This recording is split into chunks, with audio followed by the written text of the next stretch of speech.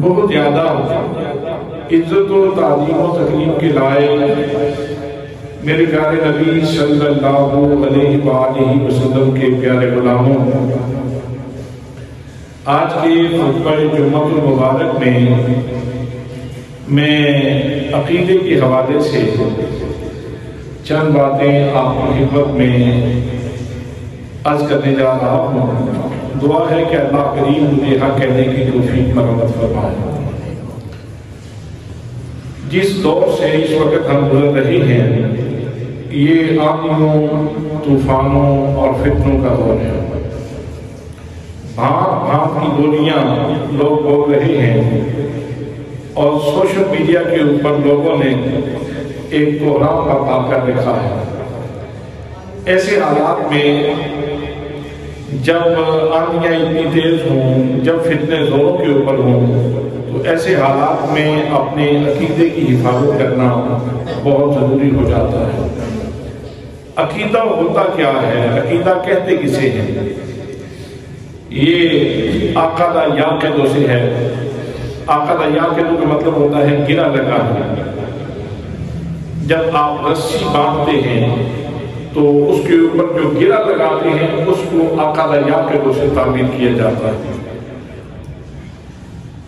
اسی وجہ سے گرہ کو عقدہ کہا جاتا ہے، اور وہ سوچ، وہ فکر جو انسانی ذہن میں عقدگی سے ناسخ ہو جائے اس کو لغوی طور پر عقیدہ کہا جاتا ہے۔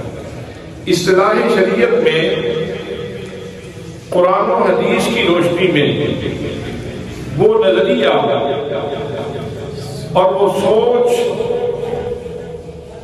جو اتنی پختگی سے بندہ اپنا لے کہ کوئی بھی شک ڈالنے والا لاکھ کوشش کرے شک میں ڈالنے کی تو انسان کا یقین ضائع نہ ہو، اس چیز کو عقیدہ کہا جاتا ہے۔ اس چیز کو عقیدہ کہا جاتا ہے۔ اگر ادھر سے ہوا کا کوئی جھپیڑا آیا اور اس نے آپ کی سوچ کو بدل کے رکھ دیا، کسی کی بات سنی تو سوچ مطمئن ہو گئی، اس کے اندر کمزوری آ گئی، اس کو عقیدہ نہیں کہتے۔ عقیدہ اس پختہ سوچ کو کہتے ہیں جو قرآن و حدیث کی بنیاد پہ انسان کے ذہن میں راسخ ہو جائے، اور پھر انسان ایک پہاڑ کی طرح اس کے اوپر مستقیم ہو جائے، لاکھ آندیاں چلتی رہیں، لاکھ طوفان آتے رہیں، اور لوگ بے شک کسی بھی انداز میں اس یقین کے درخت کے اوپر حملہ کرنے کی کوشش کریں تو وہ اپنی جگہ سے نہ ہلے، تو اس کو کہتے ہیں عقیدہ۔ حضرات محترم، انسانی زندگی میں اعمال بڑے اہم ہیں، لیکن اعمال کی بنیاد عقیدے کے اوپر ہے، اور اگر کسی کے پاس اعمال بہت زیادہ ہو اور عقیدہ بگڑ جائے تو وہ سارے کے سارے اعمال بھسم ہو جاتے ہیں، خاکستر ہو جاتے ہیں، ان کی کوئی ویلیو نہیں رہتی، ان کی کوئی حیثیت نہیں رہتی، اللہ کے دربار میں ان کی کوئی اوقات نہیں رہتی۔ ہمارے سامنے بہت بڑی مثال ہے کہ شیطان جس نے اربوں سال اللہ تعالیٰ کی عبادت کی تھی، اعمال حسنہ کیے تھے، اللہ کریم کی بارگاہ میں قیام کیا تھا، رکوع کیا تھا، سجدہ کیا تھا، عبادت کی تھی، ریاضت کی تھی، بندگی کی تھی، ناسیہ فرسائی کی تھی، جبی ساری کی تھی، لاکھوں سال عبادت کرتا رہا، لیکن آخر کار انجام کیا ہوا؟ جب اللہ کریم نے ارشاد فرمایا اسجدوا لآدم علیہ السلام کو سجدہ کرو، تو اس نے کہا سجدہ اگر تجھے کرنا ہے تو کر سکتا ہوں، لیکن میں آدم کو سجدہ نہیں کر سکتا، میں آدم کو سجدہ نہیں کر سکتا۔ جب اس نے اللہ کریم کے حکم کی حکم عدولی کی، جب اس نے سرتابی کی، جب اس نے اعراض کیا، جب اس نے اللہ کا حکم نہ مانا، اور حکم کیوں نہیں مانا؟ اس کے دل میں پیغمبر کا بغض پیدا ہوا، پیغمبر کی طرف سے کینہ پیدا ہوا، پیغمبر کے بارے میں اس کے دل میں حسد پیدا ہوا، اور اس نے یہ کہنا شروع کر دیا کہ جس کو تو نے مٹی سے پیدا کیا ہے میں اس کو سجدہ کروں، میں آگ سے پیدا ہوا ہوں، یہ مٹی سے پیدا ہوا ہے۔ آگ جلائی جائے، آگ بلندی کی طرف جاتی ہے، اور مٹی پھینکی جائے تو مٹی پستی کی طرف جاتی ہے، تو جو چیز بلند ہونے والی ہے وہ پستی کی طرف جانے والی چیز کو کیوں سجدہ کروں؟ میں اس کے سامنے سجدہ کیوں کروں جبکہ شعلہ بلندی کی طرف جاتا ہے اور مٹی نیچے کی طرف جاتی ہے؟ میں اسے سجدہ نہیں کر سکتا۔ جب اس نے اپنی عقل کو، اپنی سوچ کو اللہ کے حکم کے سامنے رکھا، اور پھر خاص طور پہ جو اس نے حسد اور بغض کیا حضرت آدم علیہ السلام کے ساتھ، عقیدہ بگڑ گیا، یہ گستاخی کی بنیاد اس نے رکھ دی شیطان نے، اور اللہ کریم نے پھر اس کی لاکھوں سال کی عبادت اور ریاضت نہیں دیکھی، اس کی بندگی نہیں دیکھی، اس کے سجدے نہیں دیکھے۔ اللہ کریم نے ارشاد فرمایا فَاخْرُجْ مِنْهَا فَإِنَّكَ رَجِيمٌ وَإِنَّ عَلَيْكَ لَعْنَتِي إِلَىٰ يَوْمِ الدِّينِ، چل میرے دربار سے نکل جا اور تو ہمیشہ کے لیے نادہ درگاہ ہے، ہمیشہ کے لیے دھتکارا ہوا ہے، ہمیشہ کے لیے میری بارگاہ سے نکالا ہوا ہے۔ حضرات محترم، اور اس کے اوپر تبھی سے لعنت برس رہی ہے، اللہ کی لعنت ہے، فرشتوں کی لعنت ہے، تمام مومنین کی لعنت ہے۔ لعنت کا مطلب کیا ہے؟ لعنت کا مطلب یہ ہے کہ تو رحمت الہی سے دور ہو جا، جس کے اوپر لعنت ہوتی ہے وہ اللہ کی رحمت سے دور ہو جاتا ہے۔ یاد رکھنا، جب کسی کو یہ کہا جائے کہ تیرے اوپر لعنت ہے تو اس کا مطلب یہ ہے کہ اللہ کی رحمت میں تجھے جگہ نہ ملے، اللہ کی رحمت سے دور ہو جائے تو اللہ کریم نے فیصلہ کر دیا ہے کہ اب یہ میری رحمت کے قابل نہیں ہے۔ کیا اس نے کیا تھا؟ عقیدہ اس کا بگڑ گیا تھا، اس نے پیغمبر کی گستاخی کی، اور اللہ کریم نے اس کے اوپر پھٹکار ڈال دی، اور آج تک اس کے اوپر لعنت برس رہی ہے۔ اس کا مطلب یہ ہے کہ گستاخی اور پیغمبر کی گستاخی یہ اتنا بڑا جرم ہے کہ یہ صبح حشر تک بلکہ اس کے بعد تک بھی انسان کو لعنت کا مستحق بنا دیتی ہے۔ تو اس لیے انسان کو یہ سوچنا چاہیے اور اس کے اوپر توجہ رکھنی چاہیے کہ کہیں مجھ سے کوئی مسٹیک، کوئی گستاخی نہ ہو جائے، کسی اللہ کے بندے کی گستاخی نہ ہو جائے۔ حضرات محترم، وہ حدیث پاک بھی میں آپ کی خدمت میں عرض کرتا رہتا ہوں۔ نبی مکرم صلی اللہ تعالیٰ علیہ وسلم کی خدمت میں ایک صحابی حاضر ہوئے اور آ کے عرض کی، یا رسول اللہ صلی اللہ تعالیٰ علیہ وسلم، متی الساعہ، قیامت کب آئے گی؟ قیامت کب آئے گی؟ آپ نے فرمایا کہ تو نے اس کے لیے کیا تیار کر رکھا ہے؟ ما عادت لہا، اس کے لیے تو نے کیا تیاری کر رکھی ہے؟ تو اس نے عرض کی، یا رسول اللہ، میں نے کوئی نمازیں تو بہت زیادہ اکٹھی نہیں کی، میں نے کوئی زیادہ روزے تو اکٹھے نہیں کیے، کوئی نیک اعمال کے اوپر تو مجھے بھروسہ نہیں، یا رسول اللہ میں تو اللہ اور اس کے رسول سے پیار کرتا ہوں، میں تو اللہ اور اس کے رسول سے پیار کرتا ہوں۔ تو جب اس نے یہ جملہ کہا تو حضور صلی اللہ تعالیٰ علیہ وسلم نے ارشاد فرمایا، انت مع من احببتا، کہ تو اسی کے ساتھ ہوگا جس کے ساتھ تم پیار کرتا ہے، جس کے ساتھ تم پیار کرتے ہو، جس کے ساتھ تم محبت کرتے ہو، تمہارا ٹھکانہ انہی کے ساتھ ہوگا۔ یہیں سے ہمیں بھی یہ نوید جاثدہ حاصل ہوتی ہے کہ بے شک ہم زمانی اعتبار سے خیر القرون سے دور ہیں، لیکن چونکہ ہمیں اللہ کے نبی سے پیار ہے، ہمیں اللہ کے نبی سے الفت ہے، ہمیں اللہ کے نبی سے چاہت ہے، ہمیں اللہ کے نبی سے لگن ہے، ہمارے دل میں اللہ کے نبی کا شوق ہے، ہم اپنے آقا کریم صلی اللہ تعالیٰ علیہ وسلم کی محبت میں تڑپتے رہتے ہیں، تو انشاءاللہ امید کی جا سکتی ہے کہ اللہ کریم ہمیں اپنے محبوب صلی اللہ تعالیٰ علیہ وسلم کی بارگاہ میں پذیرائی عطا فرمائے۔ اللہ کریم ہمیں اپنے محبوب صلی اللہ تعالیٰ علیہ وسلم کا قرب عطا فرمائے گا۔ حضرات محترم، تو عقیدہ بہت بنیادی چیز ہے۔ جیسے کسی بلڈنگ میں اوپر سے بلڈنگ بڑی شاندار ہو، بڑی خوبصورت ہو، اور اس کے اوپر ٹائلیں بہت اچھی لگی ہوئی ہوں، بڑا اچھا نقش و نگار ہو، لیکن اگر اس کی بنیاد کمزور ہو تو وہ بلڈنگ کوئی قابل اعتماد نہیں، کوئی بندہ اس میں رہنا پسند نہیں کرے گا۔ اگر اس کو معلوم ہو جائے کہ اس بلڈنگ کے نیچے جو بنیاد ہے وہ کسی کار کی نہیں ہے، وہ ناقابل اعتماد ہے، کسی وقت بھی یہ بلڈنگ گر سکتی ہے، اس میں کوئی بھی دانا آدمی، کوئی سیانہ آدمی اس میں ٹھکانہ کرنے کے لیے تیار نہیں ہوگا، اس میں رہنے کے لیے تیار نہیں ہوگا۔ حضرات محترم، بلڈنگ جتنی بھی خوبصورت ہو، اس سے پہلے اس کی بنیاد مضبوط ہونی چاہیے، اور پھر اس کے اوپر جب بلڈنگ کھڑی ہوگی تو وہ قابل اعتماد ہوگی۔ اسی طرح انسانی زندگی میں اعمال یہ اوپر کا ڈیکوریشن ہے، یہ اوپر کی تزئین ہے، یہ اوپر کی تحسین ہے۔ عقیدہ انسان کی بنیاد ہے، عقیدہ ٹھیک ہوگا تب عمل ٹھیک ہوں گے۔ نبی مکرم صلی اللہ تعالیٰ علیہ وسلم نماز پڑھانے والے ہوں، اعمال میں جو اہم ترین فریضہ ہے وہ نماز ہے۔ نبی مکرم صلی اللہ تعالیٰ علیہ وسلم نے ارشاد فرمایا کہ میدان حشر میں سب سے پہلے نماز کے بارے میں پوچھا جائے گا، یا قبر میں سب سے پہلے نماز کے بارے میں پوچھا جائے گا۔ اتنا اہم فریضہ ہے، یہاں تک ارشاد فرما دیا کہ کافر اور مومن کے درمیان فرق کرنے والی چیز نماز، اتنی اہم چیز نماز۔ نبی مکرم صلی اللہ تعالیٰ علیہ وسلم جیسی ہستی امام، اور پیچھے دو قسم کے نمازی کھڑے ہیں۔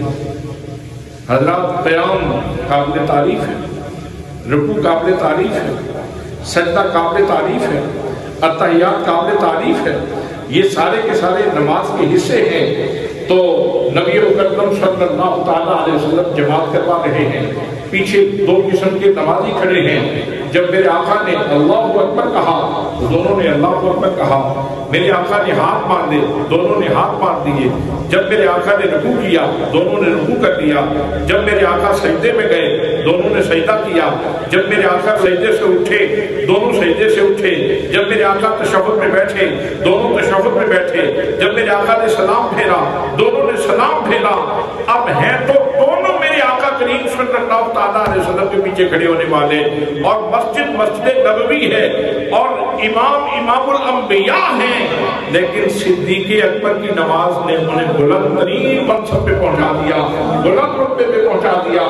جناب حضرت شیر خدا کی نماز نے ان کو بلند ترین منصب پہ، بلند ترین مقام پہ پہنچا دیا۔ حضرت عمر فاروق ہوں، جناب عثمان غنی ہوں، جناب حضرت بلال ہوں، جناب ابو ہریرہ ہوں، وہ بلند ہوتے چلے گئے، اور عبداللہ بن ابی منافق وہ بھی پیچھے ہی کھڑا تھا، وہ بھی قیام تو کر رہا تھا، وہ بھی سجدہ تو کر رہا تھا، لیکن اس کی نماز نے اس کو فائدہ نہیں دیا۔ تو اب اس میں فرق کیا ہے؟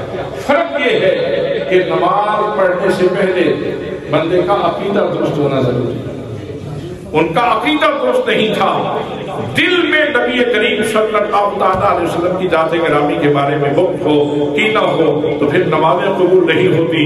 اسی لیے تو میرے آقا کریم صلی اللہ علیہ وسلم نے کیا خوبصورت بات ارشاد فرمائی تھی، صلوا کما رأیتمونی اصلی، نماز ایسے پڑھو جیسے مجھے دیکھتے ہو۔ میرے آقا نے میری اور آپ کی نماز ہمارے مشاہدے پہ ڈال دی۔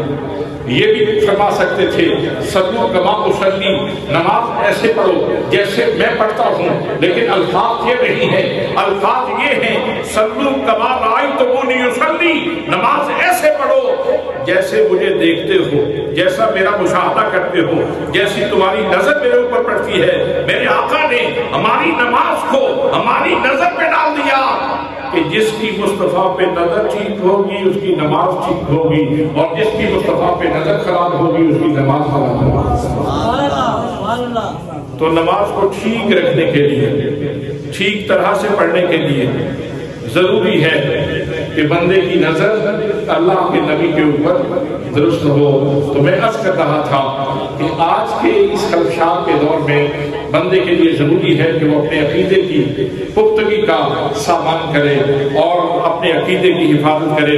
دوستان محترم، آج کے دور میں کیمپنگ ہو چکی ہے، بعض لوگ اہل بیت کا نام لیتے ہیں، صحابہ سے بغض رکھتے ہیں، بعض لوگ صحابہ کا نام لیتے ہیں، اہل بیت سے نفرت کا اظہار کرتے ہیں۔ ضرورت اس بات کی ہے کہ ہم نبی کریم صلی اللہ تعالیٰ علیہ وسلم کی ہر نسبت سے پیار کریں، حضور صلی اللہ تعالیٰ علیہ وسلم کی ہر نسبت سے پیار کریں۔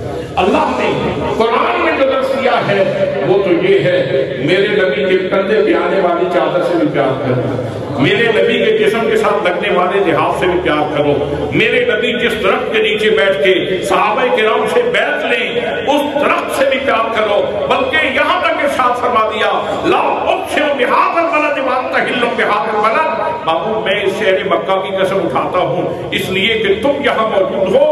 تو گویا اس آیت کے اندر یہ درس اور سبق موجود ہے کہ مکے سے پیار کرو اس لیے کہ مصطفیٰ کا وطن ہے، عرب شریف سے پیار کرو اس لیے کہ میرے محبوب صلی اللہ تعالیٰ علیہ وسلم کا وطن ہے۔ تو قرآن کہتا ہے کہ نبی کریم صلی اللہ تعالیٰ علیہ وسلم سے جڑی ہوئی ہر چیز سے پیار کرو۔ تو وہ اہل بیت اطہار جو حضور صلی اللہ تعالیٰ علیہ وسلم کے گھر والے ہیں، جن کو میرے آقا کریم صلی اللہ تعالیٰ علیہ وسلم نے اپنی محبتوں سے مالا مال کیا ہے، اپنی الفتوں سے نوازا ہے، ان کے بارے میں انسان کے ذہن میں خرابی آ جائے تو اس سے بڑی بدبختی اور کوئی نہیں۔ اور وہ صحابہ کرام جن کو میرے آقا نے کلمہ پڑھایا، جن کو میرے آقا نے درس دیا، جن کے سینے میرے آقا نے بات کیے، جن کو شعور بندگی میرے آقا کریم صلی اللہ تعالیٰ علیہ وسلم نے عطا فرمایا، جن کو اللہ کی محبت کے قرینے میرے آقا نے سکھائے، ان کے بارے میں غیر پارلیمانی زبان استعمال کرنا اور ان کے بارے میں اپنے سوچوں کو درست نہ رکھنا، اس سے بڑی زیادتی بھی اور کوئی نہیں۔ اس لیے بندہ مومن کا شیوا یہ ہے کہ پاک نبی کی اہل بیت سے بھی پیار کرو، پاک نبی صلی اللہ تعالیٰ علیہ وسلم کے صحابہ کرام سے بھی پیار کرو۔ میرے آقا کریم صلی اللہ تعالیٰ علیہ وسلم نے اس مسئلے کو بہت خوبصورتی سے حل کیا ہے، بہت خوبصورتی سے حل کیا ہے۔ آقا کریم صلی اللہ تعالیٰ علیہ وسلم نے میرے آقا نے ارشاد فرمایا میرے اہل بیت یہ کشتی نوح کی مانند ہے، مثل اہل بیتی کا مثل سفینہ نوح من رکبها نجا ومن تخلف عنها ہلک، او کما قال النبی صلی اللہ تعالیٰ علیہ وسلم۔ فرمایا لوگوں سنو، میرے اہل بیت یہ سفینہ نوح کی طرح ہے۔ اب آپ جانتے ہیں، تھوڑا سا وادی کے جھروکوں میں جھانک کے دیکھیں کہ جب کشتی نوح تھی تو اس وقت بچا صرف وہی تھا جو حضرت نوح کی کشتی پہ سوار ہوا تھا۔ باقی کچھ بھی نہیں بچا تھا، باقی سب لوگ غرقاب ہو گئے تھے، برباد ہو گئے تھے، پانی کی نظر ہو گئے تھے، طوفان کا لقمہ بن گئے تھے، حضرات محترم صفحہ ہستی سے مٹ گئے تھے، ان کے مکان مٹ گئے، ان کا نشان مٹ گیا، صرف وہی لوگ بچے جو اس کشتی کے اوپر سوار تھے۔ اس کا مطلب یہ ہے کہ اگر تم بچنا چاہتے ہو تو پھر محبت اہل بیت کی کشتی کے اوپر سوار ہو جاؤ۔ محبت اہل بیت کی، بولو، محبت اہل بیت کی کشتی کے اوپر سوار ہو جاؤ۔ دوسرا ارشاد میں آقا کریم صلی اللہ تعالیٰ علیہ وسلم کا فرمایا اصحابی کالنجوم بِأَيِّهِمْ اِقْتَدَيْتُمْ، میرے تمام صحابہ ستاروں کی مانند ہیں، تم جس کی بھی پیروی کرو گے منزل مقصود پہ پہنچ جاؤ گے۔ کون گارنٹی دے رہا ہے؟ کون ارشاد فرما رہا ہے؟ حضرات محترم، یہ اس ہستی کی زبان سے نکلے ہوئے جملے ہیں جن کے بارے میں اللہ کریم ارشاد فرماتا ہے وکیل ہی میرے نبی، بولنے کو تو سارا زمانہ بولتا ہے، سارا جہان گفتگو کرتا ہے، لیکن میں خدا ہو کر تیری زبان کے لفظوں کی قسم اٹھاتا ہوں، مجھے تیری زبان کے کلمات کی قسم ہے۔ کہیں ارشاد ہوتا ہے اور جب تک وہ میرا نبی اپنی مرضی سے بولتا ہی نہیں، تب بولتا ہے جب میری مرضی ہوتی ہے، جب میری طرف سے وحی آتی ہے۔ تو اب میرے آقا کریم صلی اللہ علیہ وسلم نے ایک خوبصورت راستہ دے دیا، ایک خوبصورت مثال دے دی، اور تشبیہ تمثیل کے ذریعے میرے آقا کریم صلی اللہ علیہ وسلم نے ہمارے لیے بچت کا راستہ بیان فرما دیا۔ فرمایا اصحابی کالنجوم بِأَيِّهِمْ اِقْتَدَيْتُمْ، میرے تمام صحابہ ستاروں کی مانند ہے، تم جس کی بھی پیروی کرو گے منزل مقصود پہ پہنچ جاؤ، منزل مقصود پہ پہنچ جاؤ گے۔ حضرات محترم، اب ان دونوں حدیثوں کو جمع کریں تو جو منظر نامہ بنتا ہے، جو منظر نامہ ہمارے سامنے آتا ہے وہ یہ ہے کہ ہم سفر میں ہیں، اس جہان رنگ و بو میں، اس دنیا میں انسان سفر میں ہے، اور سفر بھی ایسے جیسے سمندری سفر ہو، اور سفر بھی رات کا، سفر بھی رات کا۔ اب سمندری سفر ہو اور رات کا سفر ہو تو دنیا کے سفر کو اس کے ساتھ آپ نے تشبیہ دی۔ اب ساحل مراد پہ اترنا ہے، ہم نے اپنی منزل کی طرف جانا ہے، ہم نے اپنے مقام پہ پہنچنا ہے، اور منزل ہماری کیا ہے؟ جب ہماری آنکھ بند ہوگی تو آگے منزل کھڑی ہوگی، آنکھ بند ہوگی تو آگے منزل کھڑی ہوگی، عالم منزل شروع ہوگا تو منزل شروع ہو جائے گی۔ حضرات محترم، وہاں تک ہم نے پہنچنا ہے، رات کا سفر ہے اور بحری سفر ہے، اب ہم نے منزل آشنا ہونا ہے، منزل تک جانا ہے۔ اب ضروری ہے کہ آپ محبت اہل بیت کی کشتی کے اوپر سوار ہو جائیں۔ اگر محبت اہل بیت کی کشتی کے بغیر سفر کیا تو پھر کسی طوفانی ریلے کی نظر ہو جاؤ گے، کسی طوفانی ریلے کی نظر ہو جاؤ گے، اور پھر تمہارا نام و نشان تک نہیں رہے گا۔ اور ساتھ فرمایا کہ سمندری سفر ہو اور اس میں پھر صحیح ڈائریکشن پہ چلنے کے لیے ضروری ہے کہ ستاروں کو دیکھا جائے، ستاروں کو دیکھا جائے، کشتی بھی ضروری ہے، ستاروں کی رہنمائی بھی ضروری ہے۔ حضرات محترم، اگر کسی کو راستے کا ہی نہ پتہ چل سکے تو وہ منزل پہ کیسے پہنچے گا؟ آپ ملاح کو دیکھیں، آج کل تو دور نہیں رہا، مشینی دور آ گیا۔ کسی دور میں جب ملاح رات کو چلتے تھے تو بڑے اعتماد کے ساتھ چپو چلا رہا ہے، چپو مار رہا ہے پانی میں، تو ملاح سے پوچھا میاں کوئی یہاں شمال جنوب اور مشرق مغرب کا تو پتہ نہیں چل رہا، رات کا سفر ہے اور تم بڑے اعتماد کے ساتھ جا رہے ہو، کیا تمہیں منزل کا پتہ ہے؟ تو وہ کہتا ہے یہ جو ستارے ہیں نا یہ ہمارا راستہ ہے، یہ جو ستارے ہیں یہ ہمیں راستہ بتا رہے ہیں، یہ فلاں ستارہ رات کے فلاں حصے سے لے کر فلاں حصے تک یہاں رہتا ہے، اور اس سے آگے کلندر ہو جاتا ہے. تو اس ستارے کی روشنی میں سفر کر رہا ہوں اور میں جہاں اپنی کشتی کو دیکھ رہا ہوں ساتھ ہی ساتھ میری ستاروں کے اوپر بھی نظر ہے. تو ملا پورے اعتماد کے ساتھ کشتی کو چلاتا ہے اور پھر آخر منزل پہ پہنچ جاتا ہے. حضرات محترم کشتی بھی ضروری ہے اور ستارے بھی ضروری ہیں. میرے آقا نے فرمایا محبت اہل بیت کی کشتی کے اوپر بیٹھ جاؤ اور ستاروں سے مدد لیتے جاؤ, صحابہ کرام سے مدد لیتے جاؤ, ان کی روشنی میں سفر کرتے جاؤ تو تم منزل آشنا ہو جاؤ گے, یعنی اللہ کی رضا کو پہنچ جاؤ گے. اگر میں اس کو پنجابی میں جمع کروں تو اس کا ترجمہ میں آپ کے سامنے یوں کر سکتا ہوں. جنوں پن تنال پیار نہیں, جنوں پن تنال پیار نہیں, او دیکھ میں دایت مار نہیں.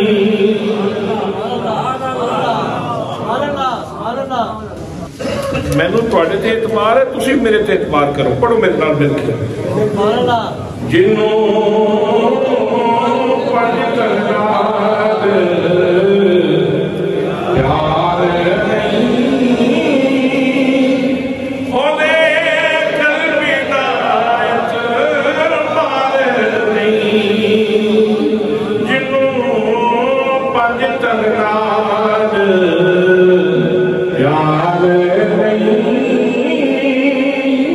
او دیکھ میں دایت مار نہیں, جلا چون یار نہیں, جلا سب یار نہیں, او بھی جنت دار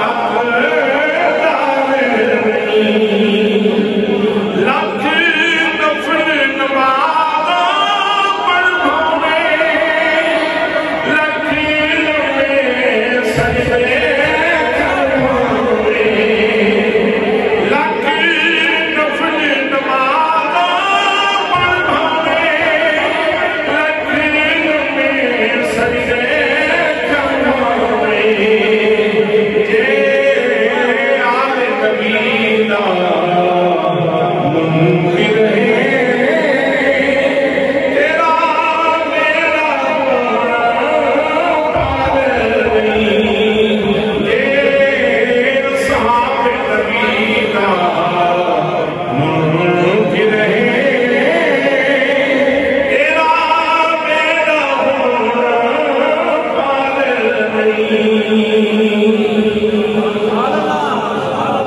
نعرہ تکبیر, نعرہ رسالت, نعرہ تحقیق, نعرہ حیدری, نعرہ غوثیہ, علماء اہل سنت. سبحان اللہ. حضرات, امت مصطفیٰ صلی اللہ تعالیٰ علیہ وسلم کو چاہیے کہ وہ سرکار کے اہل بیت سے بھی پیار کریں اور حضور کے صحابہ سے بھی پیار کریں. نبی کریم صلی اللہ تعالیٰ علیہ وسلم کے صحابہ سے بھی پیار کریں. اب کوئی بندہ یہ پوچھ سکتا ہے کہ وہ جو جنگیں ہوئی ان کے بارے میں آپ کیا کہتے ہیں, جن کو اصطلاحاً مشاجرات صحابہ کہا جاتا ہے, جنگ جمل, جنگ صفین. تو ان میں جو صحابہ کرام باہم بسر پیکار ہوئے, اگرچہ وہ بلوائیوں کا فتنہ تھا اور انہوں نے غلط فہمی ڈالی مسلمانوں کے درمیان اور اس طرح یہ جنگیں ہوئیں, لیکن بعد میں صلح بھی تو ہو گئی, بعد میں صلح ہو گئی. تو حضرات محترم, اب جب صلح ہو گئی تو صلح کے بعد پھر کیس کو چھیڑ لینا, پھر اس کے اوپر بات کرنا شروع کر دینا اور پھر کہنا کہ بتاؤ بات شروع کہاں سے ہوئی تھی, یہ پھر فتنے کو ہوا دینے کے مترادف ہے. اس کے بارے میں اہل حق کا نقطہ نظر کیا ہونا چاہیے، قرآن مقدس کی 2 آیات میں آپ کی خدمت میں پیش کر رہا ہوں۔ اللہ کریم نے ارشاد فرمایا، سورۃ الاعراف میں ہے، فرمایا وَنَزَعْنَا مَا فِي صُدُورِهِم مِّن غِلٍّ، کہ مومنوں کے دلوں کے اندر جو ایک دوسرے کے بارے میں رنجش اور کینہ آیا، ہم اس کو ان کے دلوں سے دور نکال پھینکیں۔ یہ کس کا وعدہ ہے بھئی؟ یہ کس کا وعدہ ہے؟ اللہ کریم کا وعدہ ہے۔ اگر کوئی کبھی رنجش ہوئی تھی، اگر کبھی دلوں کی دوری پیدا ہوئی تھی، تو پروردگار عالم قرآن مقدس میں وعدہ فرما رہا ہے کہ ہم ان کے دلوں کی جو رنجش ہے وہ اس کو ہم نکال کے دور پھینک دیں گے، ہم نکال دور پھینکیں گے۔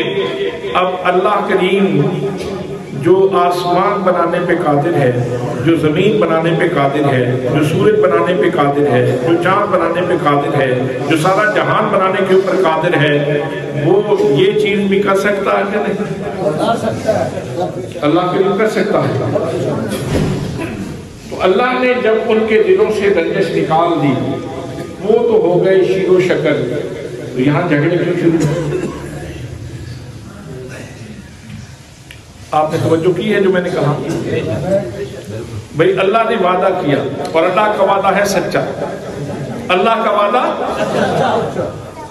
وَمَنْ أَصْدَقُ مِنَ اللَّهِ حَدِيثًا وَمَنْ أَصْدَقُ مِنَ اللَّهِ قِيلًا، اللہ سے بڑھ کر سچا کون ہے؟ اللہ نے وعدہ کیا ہم ان کے سینوں میں کوئی رنجش ہوگی تو اس کو نکال کے دور پھینک دیں گے، ہم کو نکال دیں گے۔ اللہ کا وعدہ ہے، سچا ہے، اور وہ ہستیاں ہو گئی باہم شیر و شکر۔ جب وہ ہستیاں باہم شیر و شکر ہیں تو تو کیوں لڑ رہا ہے؟ تو صبح شام کیوں لڑ رہا ہے؟ تو نے مورچہ کیوں گرم کیا ہوا ہے؟ اور تیر و تفنگ کا یہ سلسلہ کیوں شروع کیا ہوا ہے؟ حضرات، وہ ہستیاں باہم شیر و شکر ہو گئی، اب ہمیں کیا تلقین ہے؟ ہم نے کیا کرنا ہے؟ ہماری سوچ کیا ہونی چاہیے؟ ہمارا عمل کیا ہونا چاہیے؟ اس کے لیے بھی قرآن مقدس کی آیت آپ کی خدمت میں پیش کر رہا ہوں۔ قرآن مقدس کی آیت، اہل ایمان دعا کرتے ہیں ربنا اغفر لنا وَلِإِخْوَانِنَا الَّذِينَ سَبَقُونَا بِالْإِيمَانِ،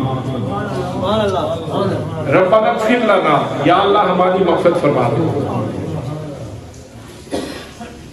وَلِإِخْوَانِنَا الَّذِينَ سَبَقُونَا بِالْإِيمَانِ، اور ہمارے ان بھائیوں کی بھی مغفرت فرما دے جو ہم سے پہلے ایمان لے آ چکے ہیں، جو ہم سے پہلے سبقت لے چکے ہیں ایمان میں، جو ہم سے پہلے ایمان لائے، یا اللہ ان کی بھی مغفرت فرما دے۔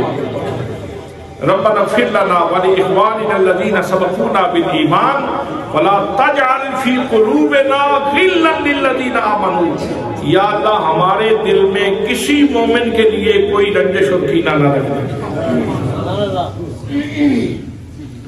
یا اللہ ہمارے دل میں کسی مومن کے لیے رنجش اور کینہ نہ رکھنا۔ حضرات محترم، اب مجھے بتائیے، وہ ہستیاں جن کے ایمان کا سارا جہان معترف ہے، اور سارا جہان نہ بھی مانے تو قرآن ان کے ایمان کا معترف ہے، قرآن جن کے ایمان کو بطور ماڈل پیش کرتا ہے، ایسے ایمان لاؤ جیسے صحابہ کرام ایمان لائے، جیسے صحابہ کرام ایمان لائے ایسے ایمان لاؤ۔ حضرات محترم، جب ان کے ایمان کے ہم قائل ہیں کہ وہ ہستیاں ایمان کے ساتھ اس جانے پانے سے گئی ہیں، جس ہستی کو آپ یہ مانتے ہیں کہ وہ ایمان سے گئے، اب ان کے بارے میں دل میں کینہ رکھنا یہ قرآن کے خلاف ہے۔ دل میں رنجش رکھنا، کینہ رکھنا، یہ قرآن مقدس کی آیت کے خلاف ہے۔ اس لیے ان 2 آیتوں کو اگر ہم پیش نظر رکھیں تو جتنے یہ جھگڑے اس وقت دنیا کے اندر ہمیں دیکھنے کو ملتے ہیں، سوشل میڈیا کے اوپر آپ سنتے رہتے ہیں کہ فلاں نے یہ کیا اور فلاں نے یہ کیا، بھئی انجام کار کو دیکھو، انجام کار کے اعتبار سے دیکھو، کسی چیز کا ختام دیکھا جاتا ہے، اختتام دیکھا جاتا ہے، انتہا دیکھی جاتی ہے۔ انتہا کیا ہے؟ انتہا یہ ہے، اللہ کریم ارشاد فرماتا ہے ہم ان کے سینے میں کوئی رنجش وغیرہ ہوگی تو ہم اس کو نکال دور پھینکیں گے، اور اللہ کے وعدے میں مجھے تو کوئی شک نہیں کہ اللہ کا وعدہ پورا ہوگا، کوئی شک نہیں، اللہ کا وعدہ یقیناً پورا ہوگا۔ اللہ کا وعدہ بولے نا، اللہ کا وعدہ یقیناً پورا ہونے والا ہے، اللہ کا وعدہ یقیناً پورا ہونے والا ہے۔ جب پورا ہونے والا ہے تو پھر وہ باہم شیر و شکر ہے، آپس میں ان کا اس وقت اللہ کی جناب میں وہ پہنچ چکے ہیں، ان کا باہم کوئی اختلاف نہیں، اس لیے کہ اللہ کا وعدہ ہو چکا ہے۔ اور ہمارے لیے یہ ہے کہ ہم ان کے لیے اپنے دل میں رنجش نہ پالیں، کینہ نہ پالیں، بغض نہ پالیں، بلکہ ان کی مغفرت کے لیے، ان کی ترقی درجات کے لیے دعا کریں۔ گناہگار کے لیے دعا کی جائے تو اس کے گناہ بخشے جاتے ہیں، اور نیکوکار کے لیے دعا کی جائے تو اس کے درجات بلند ہوتے ہیں۔ نیکوکار کے لیے دعا کی جائے تو اس کے درجات بلند ہوتے ہیں۔ حضرات محترم، دعا ہے کہ اللہ کریم ہمیں صراط مستقیم پہ رہ کر زندگی گزارنے کی توفیق نصیب فرمائے، زندگی شان کے ساتھ اور موت ایمان کے ساتھ نصیب فرمائے۔